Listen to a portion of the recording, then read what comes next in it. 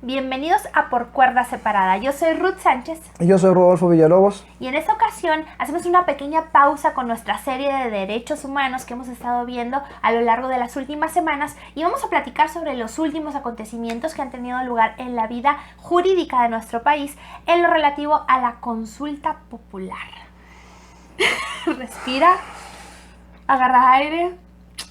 Y va a ser muy interesante que nos dejen sus comentarios la gente ahí abajo, ¿verdad? Pero desde el punto de vista jurídico, o sea, no estamos hablando de presión social, no estamos hablando de una cuestión política, no estamos hablando de sentimientos de la nación, estamos hablando de jurídicamente qué pasó y qué es las consecuencias que está acarreando esta situación. Vergonzoso, Suprema Corte. Sí. Déjame acentuar esto. Sí. Vergonzoso. Sí, yo concuerdo, fue una vergüenza lo que hizo la Corte. Hay que hacer aquí un preámbulo. Y debo hacer un preámbulo porque dices ahorita que el análisis será jurídico. Desgraciadamente la Corte no lo vio como jurídico. El análisis de esta figura se da en razón de que se estableció desde las reformas con el presidente Enrique Peña, la posibilidad de que el ciudadano participe en la toma de decisiones públicas de una manera más directa, y entre ellas se contempla lo que se le conoce en la teoría de los mecanismos de participación ciudadana como el plebiscito. Aquí le pusimos consulta ciudadana, en el cual el Estado, a través de sus órganos gubernamentales, le formula una pregunta al ciudadano para efecto de que ellos establezcan si se quiere o no una determinada acción. Las preguntas deben ser muy concretas, no deben de ser insidiosas, no deben de contener más de un hecho, no deben estar formuladas en sentido negativo. Es similar a la formulación de la pregunta a cómo se formula una posición en materia probatoria. Y la respuesta a la pregunta siempre tiene que ser sí o no. Por eso la formulación tiene que ser parecida para que diga a una... absolvente si es cierto, cómo lo es. Por eso tiene que ser parecida a cómo se redacta o cómo se articula una posición. Tiene que ser una cuestión, aquí si es cierto, no es a que me digas si es cierto o no un hecho, no es una afirmación, es una pregunta que nada más acepta la respuesta no. Positiva o negativa. Bueno, este modelo se genera con una serie de candados para evitar que andes preguntando por todo y andes preguntando todo. Esta figura, no podemos hacerlo así? Es que la idea era evitar precisamente el trasladar la responsabilidad gubernamental al ciudadano. Se supone que para eso tenemos un gobierno, Así se supone es. que para eso tenemos Entonces, autoridades que tomen las decisiones. Se genera este modo nada más para legitimar ciertas acciones que pudieran tener un impacto social importante, pero no para trasladar las decisiones de gobierno hacia el ciudadano. Y entonces se contempla en el artículo 35 que establece las obligaciones del ciudadano, en su fracción se adiciona una fracción octava que precisamente establece que es obligación del ciudadano votar en las consultas populares. Y luego se establece toda regulación de la consulta popular, estableciendo cómo debe de hacerse la petición, cómo debe de iniciarse, quién la tiene que valorar, quién tiene que hacer la formulación de la pregunta o la petición de la formulación de la pregunta. Y luego termina todo este proceso entre el Ejecutivo y el Legislativo, principalmente la Cámara de Senadores, en la Corte. La Corte tiene que validar la constitucionalidad de la pregunta. Constitucionalidad de la pregunta. Y me voy a dar la tarea de dar lectura a la intervención de la Corte, porque es lo que nos interesa en lo particular. Es el artículo 35, fracción octava, párrafo tercero, que dice: no podrá ser objeto de consulta popular la restricción de los derechos humanos reconocidos por esta Constitución y los tratados internacionales de los que el Estado mexicano sea parte, ni las garantías para su protección, ni los principios consagrados en el artículo 40 de la misma, la permanencia o continuidad en el cargo de los servidores públicos de elección popular, la materia electoral, el sistema financiero, ingresos, gastos y el presupuesto de egresos de la Federación, las obras de infraestructura en ejecución, la seguridad nacional y la organización, funcionamiento y disciplina de la Fuerza Armada permanente. Estos temas no pueden ser sujetos a consulta popular. Por eso es que también, y haciendo un pequeño paréntesis, nunca se sometió a consulta popular conforme a las reglas legales y constitucionales la cancelación del nuevo aeropuerto de la Ciudad de México. Porque dice, no se pueden poner a consulta las obras de infraestructura que estén en ejecución. Que hizo el presidente una consulta balín en la cual no se apegaron a esto. Bueno, y luego... Un poco por eso no nos preguntan sobre los impuestos. Sí, no, por supuesto, que no es todo el mundo va a decir que no. ¿Sí? Entonces,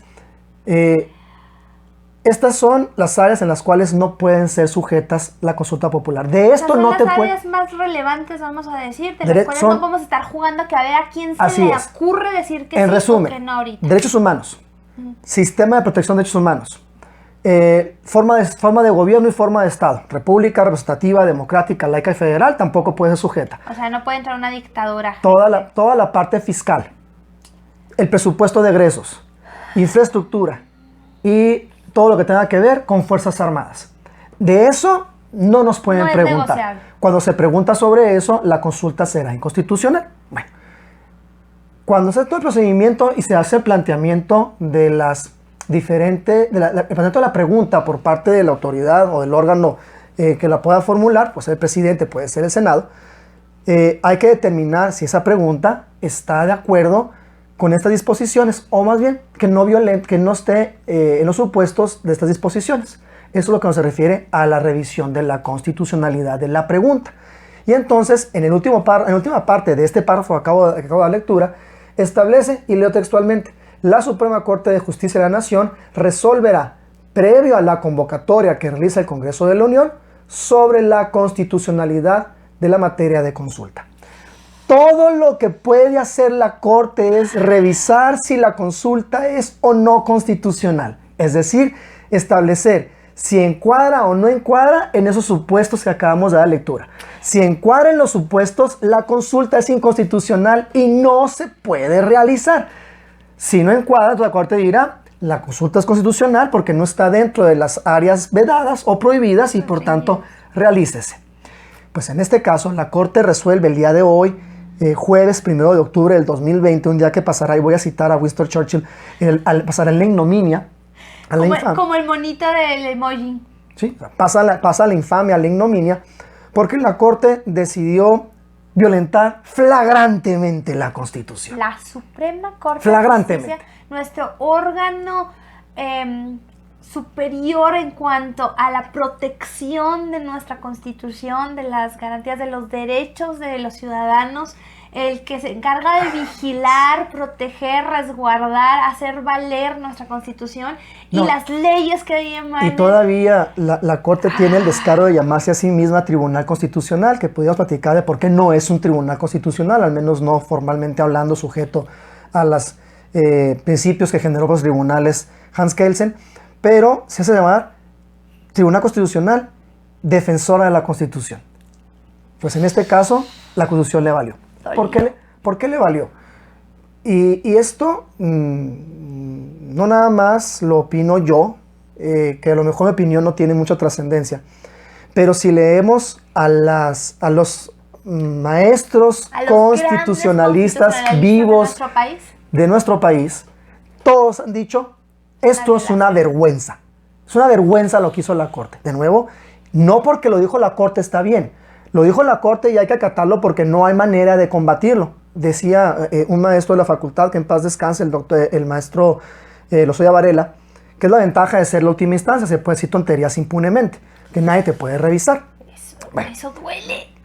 ¿Por qué yo asumo esta postura de que es flagrante y abiertamente inconstitucional? Primero, porque la Corte vota que la consulta es constitucional. El presidente mandó una pregunta diciendo que si queríamos enjuiciar a los expresidentes, desde Salinas hasta Enrique Peña Nieto. Bueno, y la Corte determina con una votación dividida de 6-5 que es inconstitucional. El proyecto que se presentó por el ministro ponente era diciendo que que la pregunta era inconstitucional. O sea, no pueden hacer esa No pregunta. la pueden hacer, por el ministro José María Aguilar. Y diciendo es inconstitucional y establece de una manera muy clara y contundente por qué es inconstitucional. Porque al señalar a los expresidentes estamos estableciendo una posibilidad de generar una violación a sus derechos de presunción de inocencia, de sus garantías de seguridad jurídica en materia penal.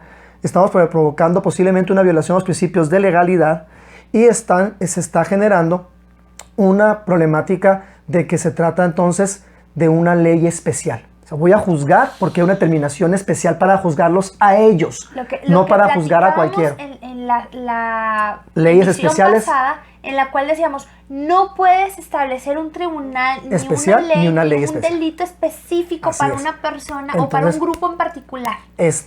Señala el proyecto del ministro José María Aguilar, entre otras violaciones, son 5 casos en particular, que dice, la más grave es, esto se convierte en una ley especial. Y señala, y la suma de las 5 son una sola es suficiente. Las 5 hacen un concierto de inconstitucionalidades. Votan 5 ministros con el proyecto diciendo es inconstitucional. Y debo de reconocer que en el caso de la ministra Piña Mora, yo pensé que iba a votar en contra del proyecto porque fue designada durante este sexenio.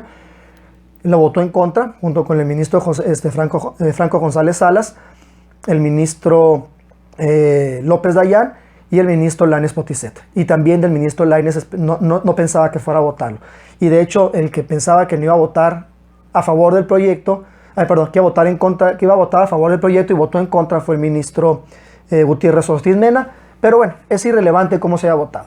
Lo grave aquí, por eso ahorita empezaste tú la parte de que no íbamos políticamente hablando, es que no se dejó la parte política. El día de hoy, antes de empezar la sesión de la Corte, el señor presidente salió en la mañanera a decir que sería un error si la Corte la vota en contra. Eso es político. Intervención. Cállese, entre los no debe de opinar. Él había dicho, la Corte determinará conforme a derecho, pero no sale con una postura política de decir, no, es que la Corte no decide en contra. Y luego sale, al escuchar la posición del ministro presidente, ministro Saldívar Lelo de la Rea, da vergüenza. O sea, porque tú puedes opinar, puedes dar tu posición, pero no debes de verte servil. Hay que escuchar lo que dijo el ministro Saldívar Lelo de la Rea, y la verdad es que da vergüenza lo que dijo. Es vergonzoso. Pero bueno, se votó. Pero no, vamos a la parte legal. Se votó. La votación iba 4-4 y 3 indecisos. 4-4, 4 a favor del proyecto, 4 en contra del proyecto y 3 ministros que dijeron, pues es que la pregunta, así como está formulada, es inconstitucional. Bueno, cuando llega la votación, dos de ellos... Esos 3 dijeron es inconstitucional. Así como está formada, así es.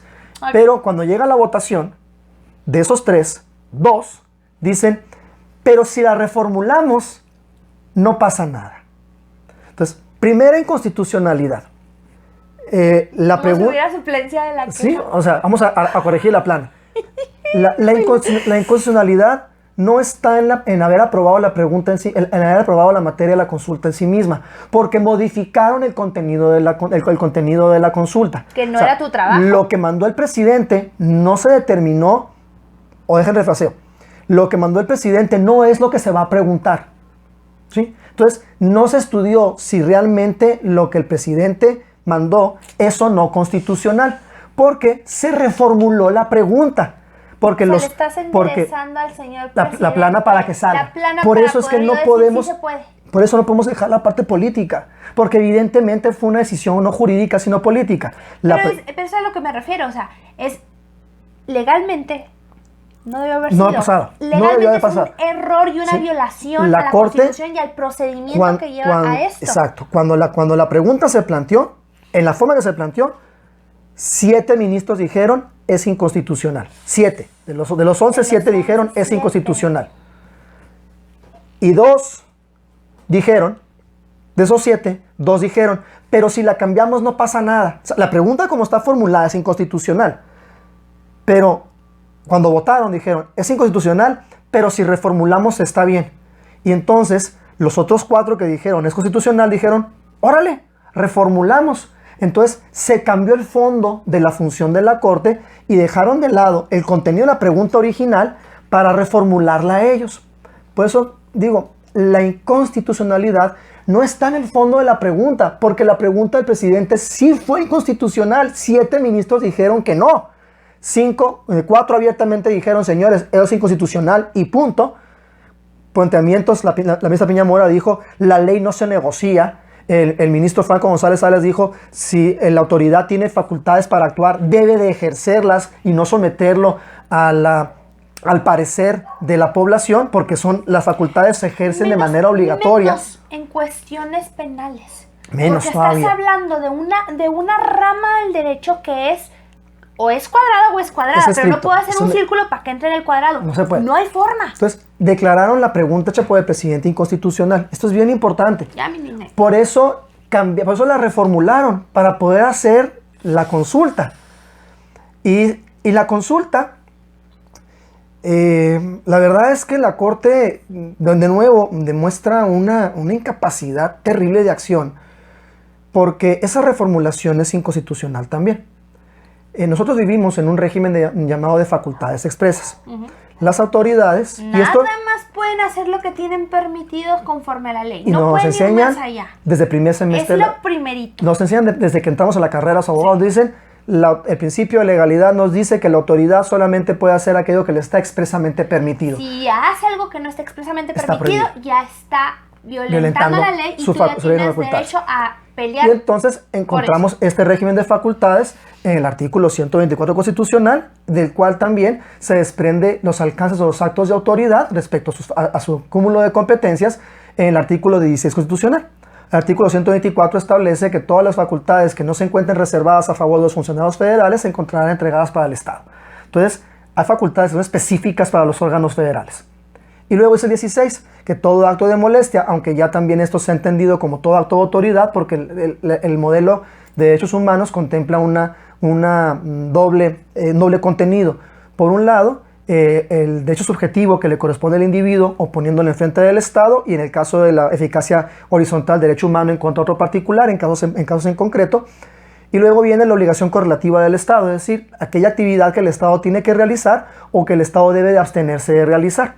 En el caso de este principio del artículo 16 constitucional, que habla de actos de molestia, se está refiriendo también a que la autoridad en todos sus actos debe de cumplir con los requisitos del acto de molestia, aunque no esté molestando a nadie, porque es un principio de legalidad que contempla, volvemos al contenido de este artículo 16 en su primer párrafo, dice que todo acto de molestia debe ser emitido debe ser emitido por escrito, es emitido por autoridad competente por escrito, en el cual se funda y motive la causa legal de procedimiento. Entonces se establece que la autoridad tiene que ser competente. Esta competencia quiere decir que en algún lado tiene que estar su cúmulo de competencias y tiene que ser expreso. No puede actuar fuera de su esfera de competencias. La competencia está en la ley, punto. Así es. Y en este caso en la Constitución. ¿Y por qué digo que la Constitución? Porque ahorita que leíamos este párrafo tercero de la fracción octava, artículo 35, establece al final la competencia de la Corte respecto a la consulta popular. Y dice ¿No te dieron el paso, no te pasaron el memo donde dice que le darían para poder suplir? No, eso no dice. Dice claramente, lo vuelvo a leer. ¿Seguro? La Suprema Corte de Justicia de la Nación resolverá, previo a la convocatoria que realice el Congreso de la Unión, sobre la constitucionalidad de la materia de consulta. O sea, todo lo que le corresponde hacer es la materia de la consulta es o no constitucional, no cambiarla. Ok. Dentro del funcionamiento de los tribunales constitucionales se generan varias hipótesis. La primera es que los tribunales constitucionales pueden realizar cierto activismo judicial, es decir, actuar por sí mismos sin que nadie se los pida. Sin embargo, este activismo judicial también está regulado dentro de un marco de discrecionalidad. Las facultades del activismo judicial tienen que estar regladas, porque de no estar regladas se convierten en actividades de carácter arbitrario. Y entonces violaríamos el principio de debida fundamentación y motivación y competencia del órgano. Entonces sí, cuando el marco jurídico te otorgue un margen de acción, tú puedes moverte en ese margen en la llamada facultad discrecional que permite el llamado activismo judicial. Tiene que estar en ciertos parámetros. Aquí no hay ningún parámetro que permita a la Corte actuar dentro de un margen que le permita hacer un activismo. Segundo, se establece también que la función constitucional contempla la posibilidad, y de hecho es una herramienta necesaria por parte de los tribunales constitucionales, entre ellos de manera material la Corte, formalmente no lo es, material sí, desde la perspectiva que hablaba el ahora juez de la Corte Interamericana, Eduardo Ferrer MacGregor, que tienen que interpretar la Constitución. Pero la interpretación de la Constitución es para determinar el alcance del contenido de la norma constitucional para efecto de poderla aplicar. Pero todos los autores en materia de interpretación constitucional, sin excepción, establecen que los tribunales constitucionales no pueden hacer decir a la Constitución lo que no dice. O sea, puedo interpretar lo que dice, a ver qué quisieron decir, Sí, pero el qué quisieron decir, agregados. el qué quisieron decir no es para efecto de vamos a ponerle algo que no está. O sea, porque entonces estamos reformando el contenido constitucional. Y si bien es cierto, las doctrinas norteamericanas, sobre todo basados en las corrientes del Justice Warren, hablan de un constitucionalismo vivo en el cual se permite adaptar el contenido constitucional a través de interpretación a las necesidades actuales. El mismo Warren, que sé que establece esta regla, y luego más adelante, a través de doctrinas filosóficas del derecho, Ronald Dworkin dice: sí puedes, pero no puedes cambiar el contenido constitucional. O sea, no puedes hacer que diga lo que no dice. Interprétalo a la luz de las consecuencias sociales, pero no interpretes a la luz de que quieras que diga lo que tú consideres prudente y que no se pueda desprender de una lectura básica o de entendible para cualquier simple mortal. Porque entonces, al irte a cuestiones que no son entendidas para cualquier cualquier mortal, se pierde la naturaleza de que la norma constitucional debe ser fácilmente comprendida y aplicable por todos. ¿No? Es una norma exclusiva para cierto grupo social, que en este caso sería la Corte, que dice lo que ellos quieren que diga. Y de nuevo, la función de la Corte es meramente declarar si la materia es o no constitucional. O sea, ¿cómo sacamos de ahí el cambiar la materia o cambiar la consulta? Ellos no pueden resolver si la materia es o no constitucional. No reformular la pregunta. ¿De dónde o sea, con qué facultades reformulan la pregunta? Con las facultades que les dio el presidente ¿Con en las la facultades? mañana para que les dijera que esperaba que saliera que sí. Por eso es que la mayoría de los doctrinarios en México, en el día de hoy, en redes sociales, los que tienen redes sociales, salieron diciendo: es que la Corte no puede hacer eso. Pero lo hizo. Pero no, la Corte no se quedó en una facultad, no se quedó en violentar la Constitución, el principio de facultades expresas, haciendo algo que no le corresponde. Todavía remata. Más que la Corte andaba filosa el día de hoy. Traía ganas. Porque la pregunta en el Constitucional, entonces la reformula y se avienta una peor. Voy a dar lectura específica a cómo quedó la pregunta después de que la Corte la reformula. Esto es lo que nos van a preguntar cuando se haga la consulta. ¿Estás de acuerdo o no en que se lleven a cabo las acciones pertinentes con apego al marco constitucional y legal para emprender un proceso de esclarecimiento de las decisiones políticas tomadas en los años pasados por los actores políticos, encaminado a garantizar la justicia y los derechos de las posibles víctimas? Si alguien le entiende, ahí le encargo que me lo explique. Esta redacción es gravísima. ¿Y sabes qué es lo peor? Que políticamente se va a decir: vas a querer enjuiciar a los expresidentes. Ah, claro. Es que esa va a ser esa va a ser la campaña. Ese va a ser es la consulta para los expresidentes. Y la gente ya no supo ni qué La consulta no dice eso. La consulta dice: ¿estás de acuerdo o no en que se lleven a cabo las acciones pertinentes con apego al marco constitucional y legal para emprender un proceso de esclarecimiento de las decisiones políticas tomadas en los años pasados por los actores políticos, encaminada a garantizar la justicia y los derechos de las posibles víctimas? Fíjate. Ok, me fijo. No, me fijo. Te escucho, pero ahorita desarmar la pregunta. Híjole. Te da vergüenza. Es que para empezar, estás hablando del pasado. ¿Cuántos años? Los delitos prescriben. Vamos a desarmar la pregunta, ¿no? O sea, vamos a desarmarla para que veamos la vergüenza de redacción de la Corte. Los pobres 6 que redactaron no tienen ni idea de cómo se ve que no redactan ellos, sé que redacta alguien más.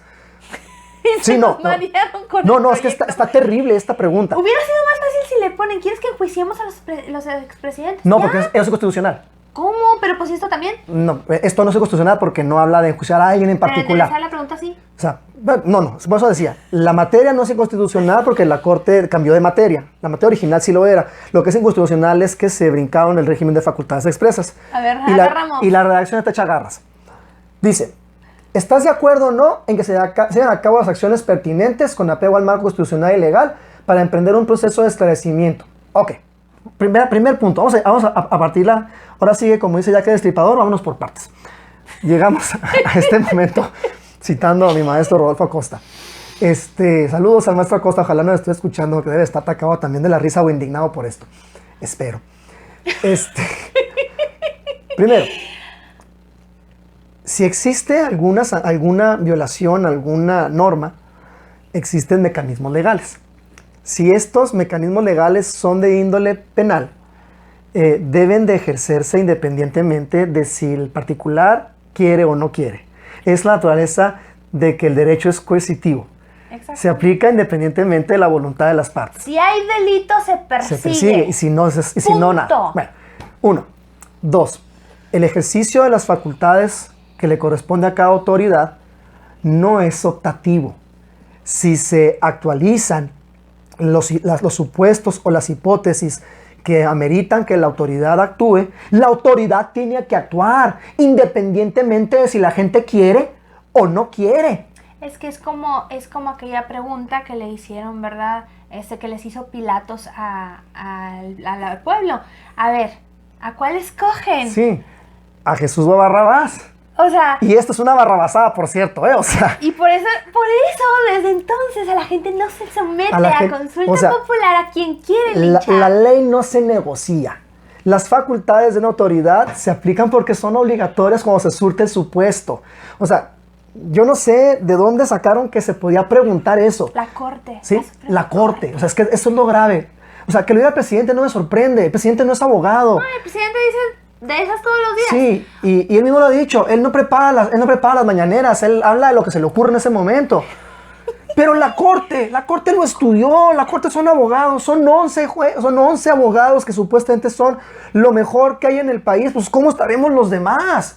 No, y tú ni yo ni para qué le damos. O sea, es que a mí me da un coraje porque me apasiona la materia constitucional y ver lo que hace la corte me da tristeza porque de esto se pueden desprender una serie de cuestiones, ojalá no sucedan, pero se puede hacer una serie de acciones que van a generar una vulneración grave a los derechos de cualquiera. Entonces se rompe el modelo del Estado de Derecho. Imagínate ahorita, bajo estas ideas, al rato, cualquier cosa que no le parezca un pequeño grupo de... Va a preguntar y hay que hacerlo valer. Va a preguntar y vamos a hacer valer. Y entonces ahora, vamos a tener una serie de linchamientos. Serios. ¿Sí? Manos abiertas. Primera... Sí, no, y eso será gravísimo para todos, porque entonces, ¿cuál Estado de Derecho? Claro, o sea, eso está abriendo la puerta para muchos, ojalá no suceda, pero abre la puerta para muchas cuestiones. Entonces, primera parte de la pregunta, la facultad no se puede quedar a voluntad o al parecer de las personas. Pero lo más grave es la parte que sigue. ¿Sí? Para esclarecer las decisiones políticas tomadas en años pasados por actores políticos. Ok. ¿Qué decisiones? ¿En qué periodo de años? ¿En qué año?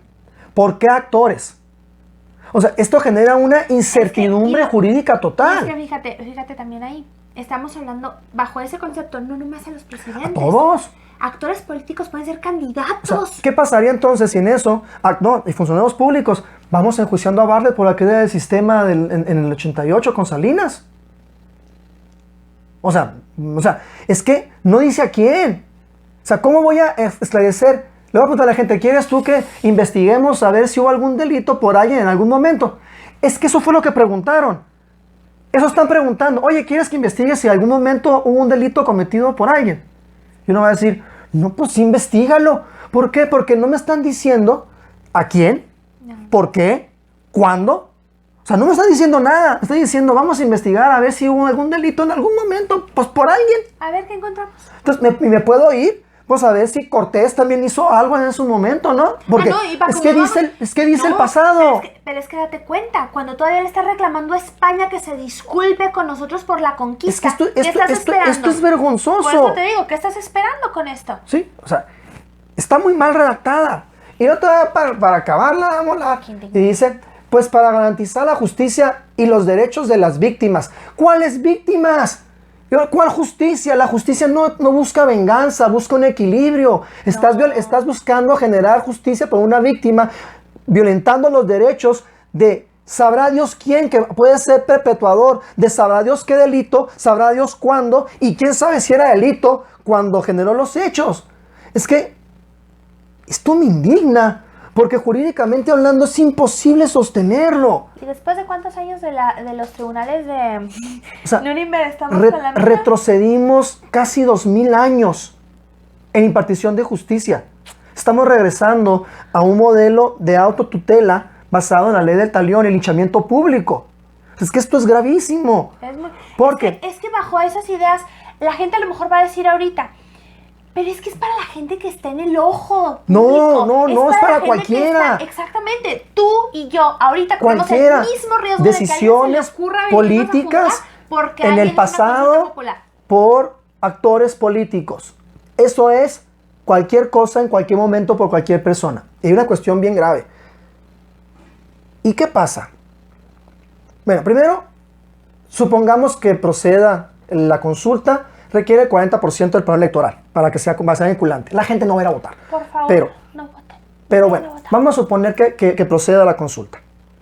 Y luego van a someter a proceso a los presidentes basándose en que eso fue la voluntad del pueblo en la pregunta. La pregunta no dice eso, pero así lo van a jugar. Sí, claro. Y entonces vamos a suponer en los casos de Carlos Salinas, Hernando Zedillo y Vicente Fox, en ellos los delitos de corrupción no existían. El delito de corrupción se tipifica a partir de Felipe Calderón. Cualquier juzgado de distrito o que sea federal va a tener que liberarlos.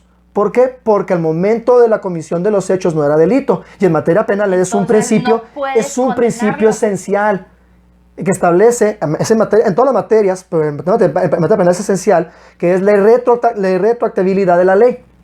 Cuando lo suelten, evidentemente la gente se va a enojar. Entonces el juzgado no lo va a soltar para no generar presión política. Y luego se van a ir se vayan a la apelación ante un unitario de circuito, que va a tener que confirmar. Y luego se van a ir a un colegiado, o a lo mejor se van a la corte directamente por amparo por alguna cuestión. Entonces puede llegar esto a la corte. ¿Y la corte qué va a decir? ¿Que es inconstitucional? Pues si tú lo autorizaste. ¿No? Y luego, ¿sabes qué es lo más grave? La corte va a volver a confirmar y entonces estas personas van a tener que acudir a tribunales e instancias internacionales. ¿Y sabes qué es lo más grave? Que llegando a la Interamericana le van a decir, si es cierto, está mal lo que hizo la corte, revocas la sentencia, pides disculpa pública y los indemnizas. Aparte de todo. Lo que hizo la corte el día de hoy es de vergüenza. Miren, por el bien de México, no vayan y voten por esto. No le hagan el caldo gordo a nuestras autoridades, porque francamente, por mí, esto no puede continuar. El pueblo tiene que levantarse y decir, estos ya son absurdos, me estás poniendo en peligro a mí, mi patrimonio, mi integridad, mi vida, porque al rato no van a pedir más que te encarcelen. No. Van a decir, esas personas, órale, truénateles. Linchamientos públicos. Córtenle la cabeza. Entonces, y eso me recuerda a ciertas cosas de las cuales posiblemente después tengamos que platicar. Esto fue por cuerda separada. Dinos qué opinas. De verdad, pásalo, compártelo con alguien más. Pon tus preguntas si tienes dudas o comentarios y dale me gusta si te gusta también el canal para que nos sigas. Nos sintonizamos ya hasta la próxima semana con más de Por Cuerda Separada.